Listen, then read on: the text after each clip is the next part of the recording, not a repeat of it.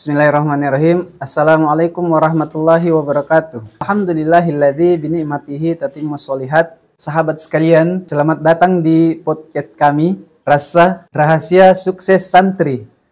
Insya Allah kita akan membahas kisah-kisah kesuksesan santri dan bisa mengambil pelajaran darinya. Alhamdulillah pada kesempatan ini telah hadir bersama kita Muhammad Hafiz Al-Basitu. Alhamdulillah antum sudah selesai dari menghafal Al-Quran ya. Kita maksudkan sukses setiap orang tentunya kan berbeda. Dan menghafal Al-Quran 30 juz itu suatu kadar kesuksesan yang tidak kecil. Jadi kita sedikit akan berbagi bersama Hafiz bagaimana beliau menjalani proses untuk menghafal Al-Quran. Oke, bismillah. Nama saya Muhammad Hafiz Al-Basitu, asal dari Endrekang.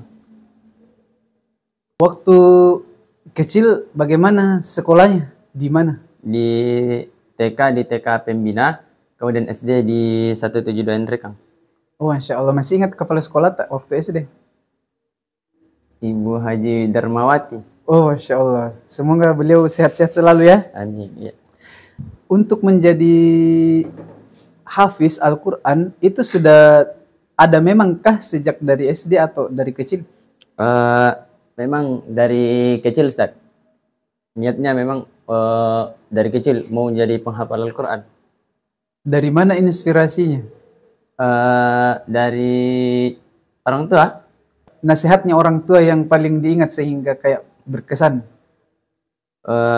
Dulu itu sebenarnya saya tidak bisa menghafal Al-Quran. Tapi kemudian orang tua mengatakan bahwasanya ada suatu kalimat yang beliau sering katakan sama saya dari dulu sampai sekarang, sehingga itu yang menjadi motivasi saya. Kata beliau, coba pikirkan nak baik-baik, kenapa orang lain bisa menghafal Al-Quran sementara kita tidak bisa? Jadi tanamkan dalam dirimu, masa orang lain bisa sementara kita tidak bisa? Jadi kita harus bisa. Begitu, Ustaz. Jadi ada memang kayak semacam senjata dari orang tua ya? Iya. Siapa yang jadi guru mengaji tak pertama? Di mana Ki? Di orang tua. Karena memang orang tua kan guru mengaji. Oh, mengajar mengaji juga ibu ya? Iya.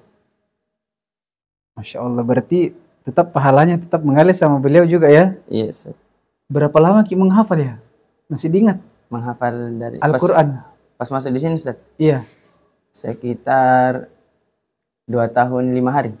2 tahun 5 harinya juga diingat ya? Iya, karena ada aku tulis tanggal masuk sama pas hatam, Ustaz. Kayaknya itu hari antum yang lalui masa corona ya? Iya. Bagaimana waktu corona? Waktu corona itu pertama awalnya memang Ustaz agak susah untuk menghafal, tapi diberikan keringanan sama Ustaz. Ustaz syukur bahwasanya silakan menyetor ketika ada waktu menyetor online, silakan kirim videonya. Dan alhamdulillah berjalan dengan baik sekitar 2 minggu lebih. Setelah itu kayak jenuh, kita merasa bosan, saya bosan, Ustaz. Kemudian ada penyampaian bahwasanya yang tahfiz bisa masuk ke pesantren untuk menghafal. Dan saya itu masuk sekitar 1 minggu di dalam, tapi itu PP, Ustaz, karena kan kemarin memang sendiri di SMP datang, jadi tidak ada yang teman di asrama. Jadi datang ke pesantren sekitar 1 minggu untuk menghafal. Kemudian alhamdulillah berjalan dengan baik. Cara atau metode yang antum lakukan yang paling mudah untuk menghafal satu halaman itu, kan kita sebagai tahfiz itu ditargetkan untuk menghafal satu halaman 1 hari. Itu metode yang saya pakai itu pertama, anggaplah halaman 4 yang kita akan hafal.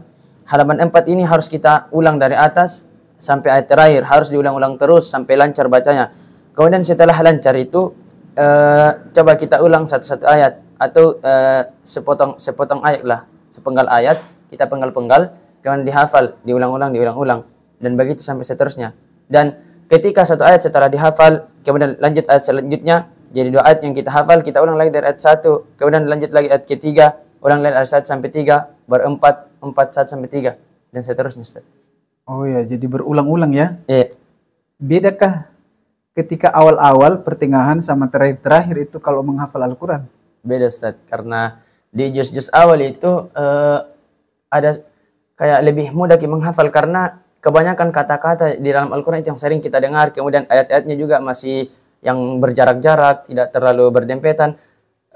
Pas masuk di juz 18, 19 dan seterusnya itu sudah agak berdempetan ayatnya, jadi agak susah untuk menghafal, Ustaz. Kalau pengaruh paham akan arti katanya, apakah berpengaruh? Berpengaruh, Ustaz. Oh begitu. Iya. Jadi memang kalau mau menghafal, penting juga itu bahasa Arab ya. Iya. Setelah menghafal, bagaimana cara menjaganya? Murojaahnya. Dulu Ustaz, pas intinya dulu itu pas baru masuk SMA, itu cara murojaah saya itu kayak karena memang kita ditargetkan sama Ustaz bahwasanya 5 juz per hari. Alhamdulillah 5 juz per hari ini saya jalankan selama kurang lebih hampir 2 tahun lah, Ustaz. 1 tahun lebih. Jadi setelah 1 tahun lebih ini saya jalani 5 juz per hari, saya lihat kayak tidak ada perkembangan sama sekali. Cuman memang ada tapi sedikit. Jadi kayak hafalan itu yang ada kayak samar-samar, ditahu sambungannya, tapi kadang biasa salah sambung, Ustaz. Gitu. Tapi sekarang itu metodenya itu 1 juz 1 hari. Paling banyak itu 1 juz 1 hari. Jadi 1 bulan baru ketemu. Iya, 1 bulan baru bisa selesai 30 juz.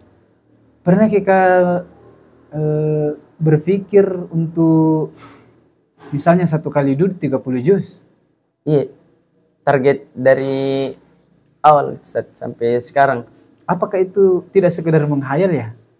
Insyaallah tidak. Tapi ada memang juga tapi ulama-ulama dulu beda kan sekarang, seperti misalnya kayak Imam Syafi'i itu. Iya. Kalau Ramadan berapa kali Imam Syafi'i khatam kalau Ramadannya? 2 kali 1 malam kayaknya. Iya. Masya Allah. Terus bagaimana antum menghadapi, memposisikan diri? Antum remaja, banyak pergaulan, walaupun di pondok kan nalurinya manusia itu pasti kan akan bergejolak dengan berbagai kehidupan remaja pada umumnya. Entah itu harus berlebihan olahraga atau banyak bermain. Kalau itu Ustaz, kadang memang kalau olahraga, kan saya juga sering futsal olahraga, jadi memang kayak kalau misalnya waktunya memang olahraga, jadi tetap mengaji sebentar, langsung pergi lagi main olahraga gitu, Ustaz. Terus adakah ayat yang paling kita suka? Ayat? Ada. Ayat apa? Surah apa? Di surah Al-Isra. Saya lupa ayat berapa itu. Intinya di halaman ketiganya surah Al-Isra. Yang wa qada rabbuka alla ta'budu illa iyyah. Yang tentang ayat apa kedua orang tadi? tua. Wa qada rabbuka alla ta'budu illa iyyah wa bil walidaini ihsana. Artinya? Dan dianjurkan kepadamu sembahlah Tuhan Allah Subhanahu wa taala dan berbuat baik kepada kedua orang tua. Masya Allah. Itu inti kebaikannya. Yes. Berarti itu masalah akidah ya? Iya. Kenapa suka? Karena artinya itu kayak sangat luar biasa, Ustaz. Kayak lebih kayak tersentuh sekali artinya. Untuk juga di introspeksi diri. Oh begitu. Iya. Ada mau pertanyaan tadi. Yang terakhir. Oh iya, masalah keikhlasan. Jadi hafiz kan? Yes. Itu kayak pergi lomba, selalu dipuji, selalu tampil. Itu bagaimana? Biasa Ustaz. Tetap niat pertama memang Ustaz, awalnya memang niat kayak mau bilang supaya bilang kayak orang jago, tapi nanti lama kelamaan setelah terbiasa mikir dengan begitu, akan muncul sendiri yang harus lillahi ta'ala, kemudian untuk membahagiakan orang tua. Tapi kan namanya juga manusia, Ustaz, tidak luput dari salah dan dosa. Jadi kadang terbesit dalam hati itu kayak mungkin ria begitu, Ustaz. Jadi kadang muncul juga begitu, tapi kita juga harus menghindar yang seperti itu, Ustaz.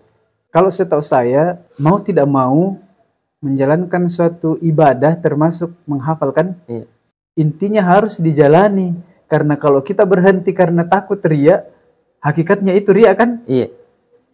Kemudian kalau kita terus berlanjut, takut juga dipuji. Saya biasa bilang,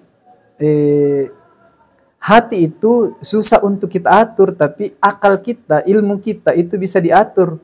Contoh misalnya dalam hati kita itu bercabang, akal kita bisa mengidentifikasi sehingga kita bisa katakan sama hati kita kalau misalnya ada riya begitu muncul, kita bilang, ya Allah ini tidak aku inginkan tapi dia ada sendiri. Saya menginginkan yang lebih ikhlas lah. Kira-kira begitu ya? Yes. Kalau Hafiz sendiri mungkin ada pesan-pesan tak untuk orang yang sedang berjuang? Teruntuk teman-teman yang sedang berjuang menghafal Al-Quran, pesan saya